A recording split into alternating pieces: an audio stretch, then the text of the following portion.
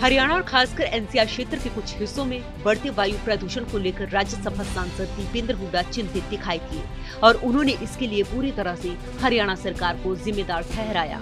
उन्होंने कहा कि सच्चाई तो ये है कि इस दिशा में सरकार ने पिछले 9 सालों में कोई काम नहीं किया है और खराब हो रही हवा के लिए किसान की पराली जलाने को जिम्मेदार ठहराना कतई ठीक नहीं है। मैं समझता हूँ कि प्रदूषण, वायु प्रदूषण एक गंभीर विषय है और आज एक रिपोर्ट आई है कि 27 सबसे प्रदूषित शहरों में 9 हरियाणा के अंदर वो शहर है, जिसमें अपना शहर भी शामिल है।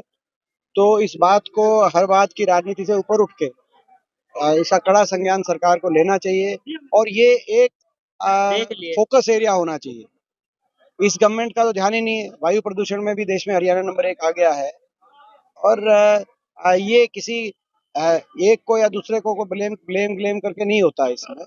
इसमें मैं समझता हूँ कि सबको पता है क्या इंडस्ट्रियल पोल्यूशन है, व्हीकुलर पोल्यूशन है, फार्म फायर का पोल्यूशन तो उसमें बहुत कम उसका जो है टोटल जो पोल्यूशन का हिस्सा है, वो जो आप कह रहे पराली वाली जलाने वाली, वो उसमें प्रतिशत के रूप में वो एक बहुत कम हिस्सा है। मगर वहीं दीपेंद्र हुड्डा ने खेल और खिलाड़ियों के मामले में भी हरियाणा की गठबंधन सरकार को घेरते हुए कहा कि हरियाणा में पदक लाओ और पद पाओ की नीति हुड्डा राज में शुरू की गई थी और इस नीति को सरकार ने खत्म करने का काम किया है। देश में नीति की शुरुआत हुड्डा साहब ने करी थी।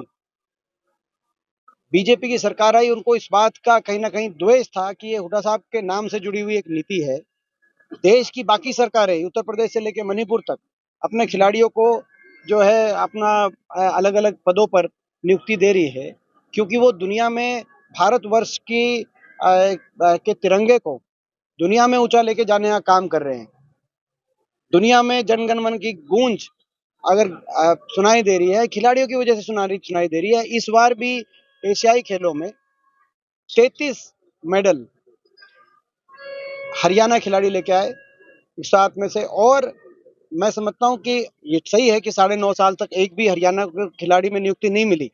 अब मैं कई खिलाड़ियों के लगभग खिलाड़ियों ने अपने स्वागत समारोह में निमंत्रण दिया और मैं पहुंचा।